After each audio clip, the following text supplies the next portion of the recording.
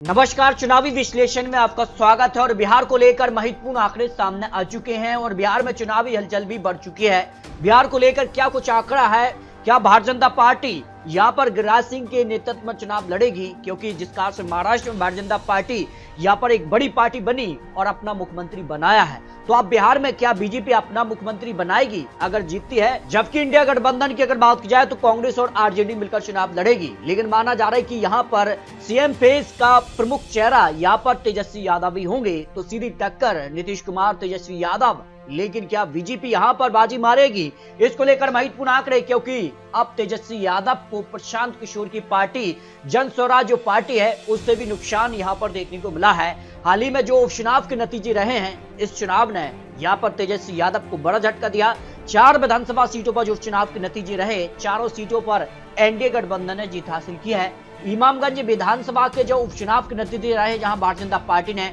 यहाँ पर सीट पर जो है 5,945 वोटों के अंतर से जीत हासिल की थी। तो इसके लिए अगर बात की जाए तो यहाँ पर जन स्वराज पार्टी को 37,103 वोट मिले। अगर ये नई जो पार्टी बनाई है प्रशांत किशोर की पार्टी, ये पार्टी नहीं बनती तो इमामगंज पर सीधे तौर पर आरजेडी का यहाँ पर कब्जा हो जाता, जो बड़े आंकड़े सामने आ रहे हैं। यानी सीधे तौर पर जन स्वराज पार्टी और यहाँ पर बीएसपी का भी यहाँ पर जो है नुकसान यहाँ पर आरजेडी को देखने को मिला है, तो ये महत्वपूर्ण हो जाती है। अगर यहाँ पर बात की जाए तो रामगढ़ विधानसभा सीट पर भी भारतीय जनता पार्टी को जीत मिली है, तो इसके लिए बहुजन समाजवादी पार्टी यहाँ पर दूसरे नंबर पर रही। जबकि यहाँ पर बात की जाए तो आरजेडी यहाँ पर जो है तीसरे स्थान पर रही और यहाँ पर जन स्वराज पार्टी को 6,513 वोट मिले। और यहाँ पर बात की जाए तो इस कारण से यहाँ पर यानी मायावती जी पार्टी और जन स्वराज पार्टी और एआईएम पार्टी से कहीं ना कहीं बड़ा नुकसान आरजेडी को देखने को मिला है। तो इन सारे आंकड़ों के बाद क्या बीजेपी बिहार में सरकार बनाने जा रही है, क्योंकि जिस कारण से आंकड़े बने हैं उस हिसाब से माना जा रहा है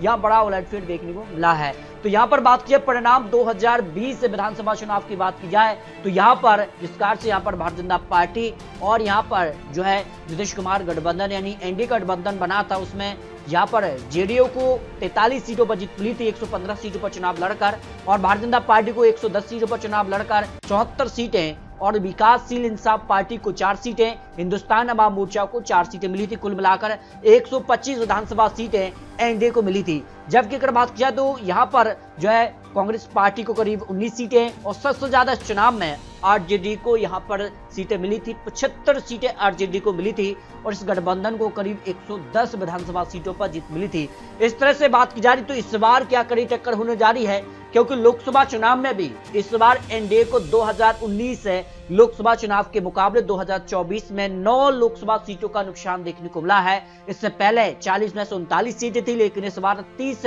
लोकसभा सीटों पर भारतीय जनता पार्टी एनडीए को जीत मिली है। जबकि अगर बात जाए तो इंडिया गठबंधन में भी यहाँ पर 9 लोकसभा सीटों पर जीत मिली है। इससे पहले कांग्रेस के पक्ष में केवल 1 सीट थी, लेकिन इस बार 8 सीटों का फायदा यहाँ पर इंडिया गठबंधन को भी मिला है। तो इस आंकड़ों के बाद माना जा रहा है कि इस बार विधानसभा चुनाव में कांटे की टक्कर यहाँ पर देखने को मिल सकती है, जो ओपिनियन पोल के आंकड़े सामने आ रहे हैं। लेकिन बात की जाए बिहार को लेकर, मुजफ्फरनगर की 11 विधानसभा सीटों में से भारतीय जनता पार्टी का 6 सीटों पर पलड़ा भारी है, तो कांग्रेस का 5 विधानसभा सीटों पर पलड़ा भारी हो सकता है, जो महत्वपूर्ण आंकड़े सामने आ रहे हैं। सहरसा से 4 विधानसभा सीटों को लेकर भी बात की जाए तो भारतीय जनता पार्टी कांग्रेस गठबंधन के बीच कांटे की टक्कर देखने को मिल सकती है। भारतीय जनता पार्टी में यहाँ पर 3 से 4 बड़ी पार्टी आ जाती हैं तो सीट शेयरिंग का मामला फंस सकता है, और कांग्रेस गठबंधन में आरजेडी सबसे ज्यादा सीटें पर चुनाव लड़ी तो कांग्रेस, इसके अलावा कुछ सीपीआईएम और अन्य क्षेत्रीय पार्टी आ जाती हैं, तो गठबंधन का स्वरूप महत्वपूर्ण हो जाता है बिहार को लेकर। शेखपुरा की 6 विधानसभा सीटों को लेकर बात की भारतीय जनता पार्टी को 2 सीटें, जबकि आरजेडी कांग्रेस गठबंधन को 4 विधानसभा सीटों पर पलड़ा यहाँ पर भारी हो सकता है। किशनगंज की 4 विधानसभा सीटों को लेकर बात की जाए तो यहाँ पर भी भारतीय जनता पार्टी को 1 सीट, तो कांग्रेस गठबंधन को 0 से 3 सीटों पर पलड़ा यहाँ पर भारी नजर आ रहा है, जो आकलन सामने आ रहा है। भोजपुर की 7 विधानसभा सीटों को लेकर बात की जाए तो भारतीय जनता पार्टी को यहाँ पर 4 विधानसभा सीटों पर पलड़ा भारी है, तो कांग्रेस गठबंधन को यहाँ पर 0 से 3 सीटों पर यहाँ पर जीत का अनुमान यहाँ पर बिहार को लेकर सामने आ रहा है। भागलपुर की 7 विधानसभा सीटों में यहाँ पर कांटे की टक्कर देखने को मिल रही है और यहाँ भारतीय जनता पार्टी को 3 सीटों पर ही आरजेडी कांग्रेस गठबंधन को जीत का अनुमान हो सकता है, और अन्य के पक्ष में 1 सीट पर जीत का अनुमान यहाँ पर दिखाई दे रहा है, जो आकलन सामने आ रहा है। लखीमसराय की 2 विधानसभा सीटों को लेकर बात की जाए तो भारतीय जनता पार्टी को 1 सीट और 1 सीट पर ही कांग्रेस को जीत की संभावना यहां पर दिखाई दे रही है। यानी बिहार में काफी हलचल बढ़ चुकी है और बिहार में चुनाव की जो तैयारी है वो भी शुरू हो चुकी है और इसी बीच जो आंकड़े हैं वो भी बेहद ही चौंकाने वाले सामने आ रहे हैं। कैमूर की 4 विधानसभा सीटों को लेकर बात की जाए तो यहाँ भारतीय जनता पार्टी को 1 सीट यानी जो एनडीए गठबंधन है जिसमें हिंदुस्तान अवाम मोर्चा है, एलजेपी पार्टी, इसका अलावा भारतीय जनता पार्टी और यहाँ पर नीतीश कुमार की पार्टी यहाँ पर शामिल है, तो कांग्रेस गठबंधन यानी आरजेडी गठबंधन को 3 सीटों पर जीत का अनुमान हो सकता है, जो महत्वपूर्ण आंकड़े सामने आ रहे हैं। मधुबनी की 10 विधानसभा सीटों को लेकर बात किया तो भारतीय जनता पार्टी एनडीए गठबंधन को 6 सीटों पर पलड़ा भारी है, तो कांग्रेस गठबंधन का 0 से 4 विधानसभा सीटों पर पलड़ा यहाँ पर भारी नजर आ रहा है। जबकि मुंगेर की 3 विधानसभा सीटों को लेकर बात की जाए तो यहाँ पर बीजेपी को 2 सीटें, कांग्रेस गठबंधन को 1 विधानसभा सीट पर जीत का अनुमान यहाँ पर दिखाई दे रहा है। बात की जाए सारण की 10 विधानसभा सीटों को लेकर तो यहाँ भारतीय जनता पार्टी को 6 सीट तो कांग्रेस गठबंधन को 4 विधानसभा सीटों पर पलड़ा भारी हो सकता है, जिस प्रकार के आंकड़े सामने आ रहे हैं। तो बिहार को लेकर अब तक 75 सीटों का जो विश्लेषण है, जो अनुमान सामने आ रहा है, उस अनुमान के हिसाब से भारतीय जनता पार्टी को करीब है 40 से 50 सीट यानी करीब 38 सीट फिलहाल, और कांग्रेस आरजेडी गठबंधन का 36 से 50 सीटों के आसपास का आंकलन दिखाई दे रहा है। आने के पक्ष में 0 से 1 सीट की संभावना दिखाई दे रही है। भाई बात कर लेते हैं गोपालगंज की 6 विधानसभा सीटों को लेकर तो भारतीय जनता पार्टी का 3 विधानसभा सीटों पर पलड़ा भारी हो सकता है। 3 सीटों पर ही आरजेडी कांग्रेस गठबंधन का पलड़ा यहां पर भारी नजर आ रहा है, यानी कांटे की टक्कर यहां पर देखने को मिलने वाली है। पूर्वी चंपारण की 12 विधानसभा सीटों को लेकर बात की जाए तो यहाँ पर जो आंकड़े हैं, जिस कार की तैयारी देखने को मिल रही है, उस आधार पर भारतीय जनता पार्टी का पलड़ा 7 विधानसभा सीटों पर भारी नजर आ रहा है, तो 5 सीटों पर कांग्रेस आरजेडी का गठबंधन यहाँ पर बाजी मारता नजर आ रहा है, जो आंकलन सामने आ रहे हैं। जहानाबाद की 3 विधानसभा सीटों को लेकर बात की जाए तो यहाँ पर बीजेपी को 1 सीट पर संभावना है, तो कांग्रेस गठबंधन को 2 विधानसभा सीटों पर जीत का अनुमान यहां पर दिखाई दे रहा है। नवादा की 7 विधानसभा सीटों को लेकर भी बात की जाए तो भारतीय जनता पार्टी को 4 सीटें, कांग्रेस गठबंधन को 3 सीटों पर जीत का अनुमान यहां पर दिखाई दे रहा है। समस्तीपुर की 10 सीटों को लेकर जो विश्लेषण सामने आ रहा है, उसमें भारतीय जनता पार्टी 4 सीटों पर ही आरजेडी कांग्रेस गठबंधन और 2 सीटें अन्य के पक्ष में जा सकते हैं। इस तरह से अगर बात करें तो बिहार में काफी हलचल इस समय बढ़ चुकी है,